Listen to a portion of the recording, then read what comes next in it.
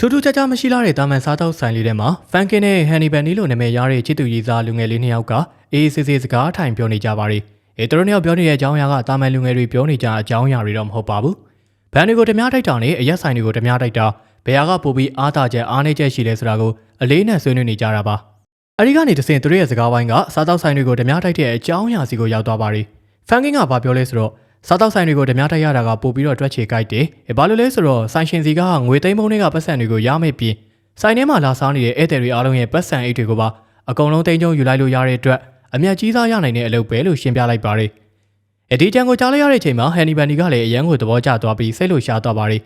။ဒါနဲ့ပဲသူတို့နှစ်ယောက်ကအခုသူတို့ထိုင်နေတဲ့ဒီစားတောက်ဆိုင်လေးကိုပဲချက်ချင်းဓမြတိုက်ဖို့ဆုံးဖြတ်ချက်ချလိုက်ကြပါရယ်။အစီအစဉ်ဆွဲတဲ့အခါမှာဟန်နီဘန်နီကလူတွေကိုမလှုပ်ရဲအောင်တနက်နဲ့ချိန်ပြီးထိန်းချုပ်ထားဖို့တာဝန်ယူလိုက်ပါရယ်။အဲဒီနောက်နှစ်ယောက်သားနေရာကနေရုတ်တရက်မတ်တက်ရက်လိုက်ပြီးတနက်တွေကိုထုတ်ကတဆိုင်လုံးကိုအော်ဟစ်ပြီးဓမြတိုက်ပါရယ်။အဲဒီလိုဓမြတိုက်တဲ့အချိန်လေးမှာပဲဇလန်ကတခြားအချိန်ကာလတစ်ခုကိုရုတ်တရက်ကူပြောင်းသွားပါရီ။အဲဒီနေ့မနက်ခင်းစောစောပိုင်းလေးမှာပါပဲ။ Juice နဲ့ Vincent လို့ခေါ်တဲ့လူမိုင်းနှစ်ယောက်ကကားတစ်စီးနဲ့ခရီးသွားနေကြပါရီ။ကားမောင်းနေရင်လည်း Vincent က Juice ကိုသူဥရောပကိုသွားလေခဲ့တုန်းကအတွေ့အကြုံတွေကိုဖောက်တယ်ချနေပါရီ။ပြင်သစ်နိုင်ငံပါရီမြို့မှာ McDonald က Big Mac Burger ကိုသူတို့အခေါ်အဝေါ်နဲ့လေ Big Mac လို့ခေါ်ကြတဲ့အကြောင်းတွေဥရောပကယဉ်ကျေးမှုအသေးမွှားလေးတွေကွာခြားပုံတွေကိုအရသာခံပြီးပြောနေကြတာပါ။ဒီလိုနဲ့သူတို့နှစ်ယောက်ကအလုပ်တစ်ခုလုပ်ဖို့အတွက်သွားရမယ့်ခရီးစဉ်ကိုရောက်ရှိလာခဲ့ပါရီ။ကားပေါ်ကနေစင်းသူတို့ရဲ့တနက်တွေကိုအတင်းထုတ်ပြီးလိုအပ်တာတွေကိုပြင်ဆင်နေကြပါရီ။တိုက်ခန်းတစ်ခုစီကိုလမ်းလျှောက်သွားနေရင်သူတို့ရဲ့တတိဖြစ်တဲ့မာဆယ်လက်ရဲ့အကြောင်းကိုစကားဆက်မိသွားကြပါရီ။မာဆယ်လက်ဆိုတာကအင်ပတန်မှဩဇာကြီးပြီးရက်ဆက်တဲ့ဂိုင်းစတာကောင်းဆောင်တစ်ယောက်ပါ။မာဆယ်လက်ကသူ့ရဲ့မိန်းမဖြစ်သူမီယာကိုချက်တောက်နေနေပေးခဲ့တဲ့လူတစ်ယောက်ကိုအိမ်ဝရဏပေါ်တက်ကနေအောက်ကိုပြစ်ချပြီးရရဆက်ဆက်အဖြစ်ပေးခဲ့တဲ့အကြောင်းကိုသူတို့နှစ်ယောက်ပြောနေကြတာပါ။အဲဒီချိန်မှာဗင်းစင်ကသူ့ရဲ့တတိမာဆယ်လက်ရဲ့အမိန့်အရမီယာကိုဒီနေ့ညညစာစားဖို့အပြင်ခေါ်သွားပေးရမယ်တာဝန်ရှိနေတဲ့ဆိုတဲ့အကြောင်းကိုဖွင့်ပြောပြလိုက်ပါရီ။ဒါကိုကြားတော့ Juice ကသူ့တငယ်ချင်း Vincent ကိုအသေးချာတတိပေးပါရီ။တတိထားပြီးသွားလာဆက်ဆံဖို့နဲ့ခြေထောက်နှိပ်ပေးတဲ့ကိစ္စမျိုးတွေပါရီလုံးဝသွားမလုပ်နဲ့လို့တေချာမှကြားလိုက်ပါရီ။ဒီလိုနဲ့စကားတွေပြောရင်သူတို့ရောက်သွားတာကတော့ Brad တို့တငယ်ချင်းတွေမနှက်စာစားနေတဲ့တိုက်ခန်းလေးတစ်ခုစီကိုပါ။ Juice နဲ့ Vincent တို့အဲ့ဒီကိုလာရတဲ့အကြောင်းရင်းကသူတို့ရဲ့တတိမာဆယ်လက်စီကနေ Brad တို့ယူသွားတဲ့ပစ္စည်းတစ်ခုကိုလာပြန်တောင်းတာဖြစ်ပါရီ။တိုက်ခန်းလေးကိုရောက်ချင်းပဲ Vincent ကဟိုရှာတီရှာလုံရင်းလျှို့ဝှက်တစ်တာတစ်လုံးကိုတွေ့သွားပြီးတော့ဖွင့်ကြည့်လိုက်ပါရီ။တစ်တာတွေကပစ္စည်းကိုတွေ့တော့သူမျက်နှာမှာကျင်းတဲ့အမူအရာပေါ်သွားပါရီ။အဲဒီချိန်မှာ Juice ကတော့အကြောက်လွန်ပြီးတုံရင်နေတဲ့ Brad ကိုစတင်ပြီးတော့စစ်ဆေးမေးမြန်းပါရီ။ Juice က Brad စားနေတဲ့ဘာကာကိုလှမ်းယူလိုက်ပြီးတကိုင်းလောက်အရသာကန်စားကြည့်လိုက်ပါသေးတယ်။အဲဒီနောက်မှာတော့ Brad ကသူတို့ရဲ့တထေးစီကနေပစ္စည်းကိုခိုးယူဖို့ကြိုးစားခဲ့တဲ့အကြောင်းတွေကိုအေးစစ်စစ်နဲ့ဒေါသတန်ဆွက်ပြီးပြောဆိုပါရီ။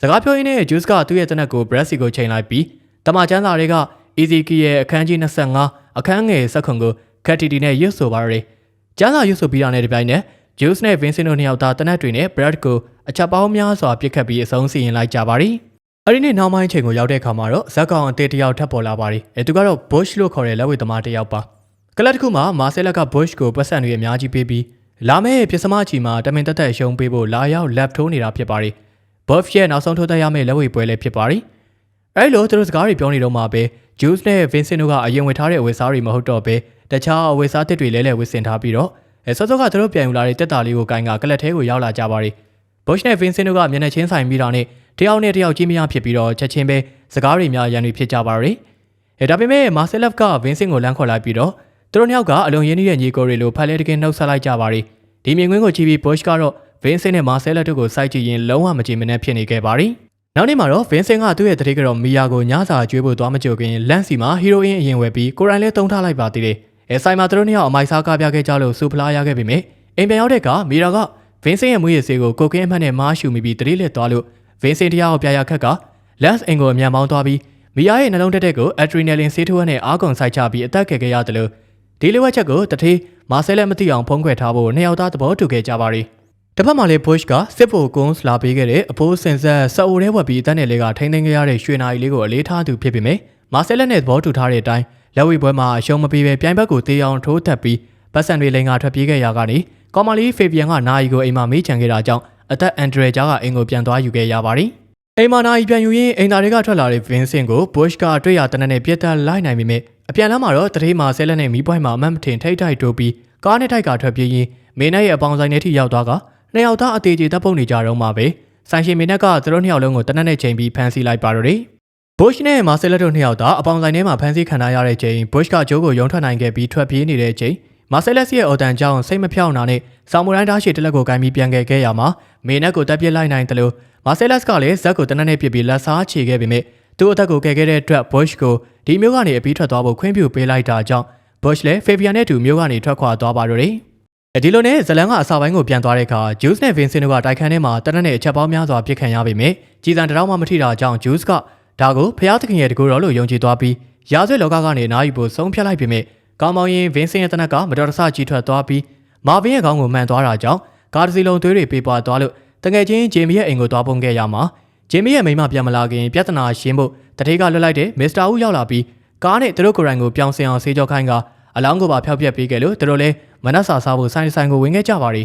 အဲ့ဒီစားတောက်ဆိုင်မှာဓမြတိုက်နေတဲ့ Funky နဲ့ Honey Bunny တို့ကိုတွေ့ခဲ့ရပေမဲ့ Juice ကအေးစစ်စစ်ပဲအခြေအနေကိုထိန်းချုပ်လိုက်ပြီးသူ့ရဲ့ပြောင်းလဲသွားတဲ့စိတ်နဲ့စိတ်ထားနဲ့တူသူတို့နှစ်ယောက်ကိုမတက်ဘဲနဲ့လှုပ်ပေးလိုက်ရင်းနဲ့ပဲဇလန်ကပြီးဆုံးသွားခဲ့ပါရီတကယ်တော့ Juice ကကျန်းစာတွေကစကလုံးတွေရဲ့အဓိပ္ပာယ်အစစ်မှန်ကိုအခုမှသဘောပေါက်သွားပြီးလူကောင်းတစ်ယောက်ဖြစ်ဖို့စ조사နေတာကိုတွေးလိုက်ရတာပါပဲအရီနောက် Juice ကသူ့ရဲ့ပတ်စံကြီးထဲကပတ်စံတွေအားလုံးကို Funky ကိုပေးလိုက်ပြီးမင်းတို့လူရထားတဲ့ပတ်စံတွေအားလုံးယူပြီးဒီကနေအမြန်ထွက်သွားကြတော့လို့အမိန်ပေးလိုက်ပါရီFunky လည်းအသက်ဘေးကနေလွတ်သွားတဲ့အတွက်အရန်ကိုတတ်တာရသွားပြီး Honey Bunny နဲ့တူဆိုင်တွေကနေအမြန်ဆုံးထွက်ပြေးသွားကြပါတော့တယ်ပြဿနာတွေအားလုံးအေးချမ်းသွားတဲ့အခါမှာတော့ Vincent ကရဲရီမလာခင်သူတို့လည်းဒီရာဇဝတ်မှုကျူးလွန်ထားတဲ့နေရာကနေထွက်သွားတင်ပြီလို့အကြံပြုပါရီသူတို့နှစ်ယောက်သားနေရာကနေထားရက်လိုက်ပြီးတနက်တွေကိုဘောင်းမီတိုတဲ့တေးသေးချာချာဝက်ကစားတောက်ဆိုင်တွေကနေအေးစစ်စစ်ပဲလမ်းလျှောက်ထွက်ခွာသွားကြပါတော့တယ်